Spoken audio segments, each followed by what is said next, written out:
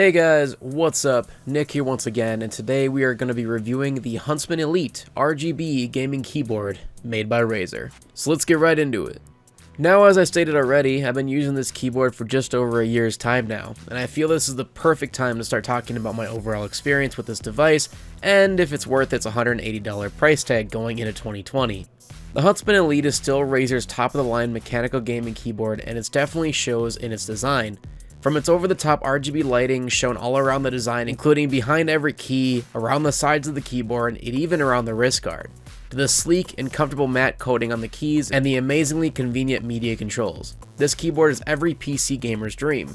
Talking about the design, I wanted to talk about this wrist guard. Honestly, I've always hated these things over every keyboard I've ever used. They get in the way, they aren't very comfortable, they look ugly as sin, and usually after only a few months of use, they flatten out, they crack, and the soft touch feeling wears away. But I am so happy to say that none of these issues have occurred while using the wrist guard over the year I've owned this keyboard. From day 1 to day 378, the wrist guard is comfortable, looks great, and fits the design of the entire device, including the RGB lighting, and hasn't begun to crack or fade around the logo, or anywhere for that matter. I also really like that it's attachable by a strong magnet connector, so if you still hate the feeling and look of it, you can just remove it. Now, going back up to the media controls, I really like the care and attention to detail Razer put into these. The 3 buttons, well, 4 if you include the mute button, feel incredibly tactile and satisfying with every click, while the volume slider glides back and forth with ease as the RGB lights indicate your level of volume as you move up and down. Now, as much as I love the look and overall design of the Huntsman Elite, I do have 2 issues with it. So first, I'm glad Razer at least included these flip-out legs to help raise the keyboard up for an easier typing experience, but I honestly hate that they only give us 2 very incremental options for the height. I just wish it got a bit taller for people such as myself that have back issues and wouldn't have to bend over as far in order to comfortably type a paragraph for a paper or have a long gaming session. Now, for my second problem with the design is that this keyboard requires 2 USB 3.0 ports in order to be available for your PC or laptop in order to work correctly and for the RGB lighting to work correctly. This wouldn't be such a big issue for me if the keyboard would have included maybe a USB pass-through like the Black Widow did, because without the USB pass-through, it just feels like a cheap cop-out to reduce manufacturing costs. I understand you can always get adapters for extra USB ports, but when you use tons and tons of USB ports daily, it would have been nice to at least been open for your mouse or maybe to charge your phone every once in a while. But anyway, moving on, let's talk about the switches and how the keyboard feels while typing and playing video games. The Huntsman Elite uses Razer's new optical switches, which use an infrared light in order to detect your input rather than a spring-loaded switch like we are used to with every other mechanical keyboard.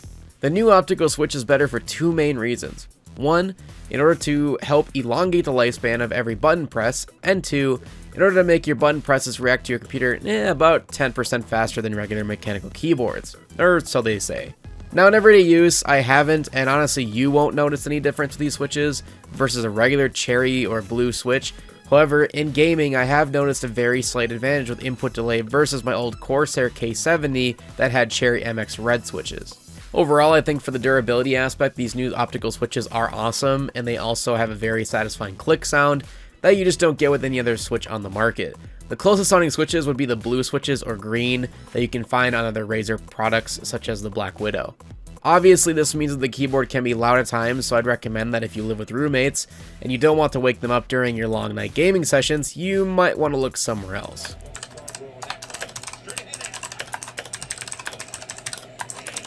When it comes to the feel of typing and how accurate the key presses are, I'd have to say that this is one of the better typing experiences that I've had on a mechanical gaming keyboard. Usually I prefer these keyboards for gaming, and I try and stay away from them for whenever I'm typing a paper for class, or whenever I'm replying to hate in the YouTube comments, but the Huntsman Elite has been a pleasant surprise in that it feels just as good for gaming as it does for typing.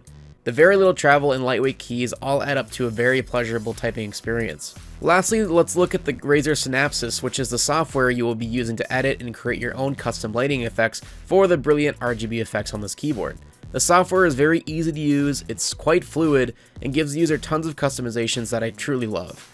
I also like that if you have other Razer products, you can combine them all together to match up your lighting effects for a nice, cohesive experience.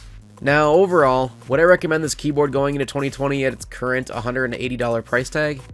My answer without a doubt would have to be yes.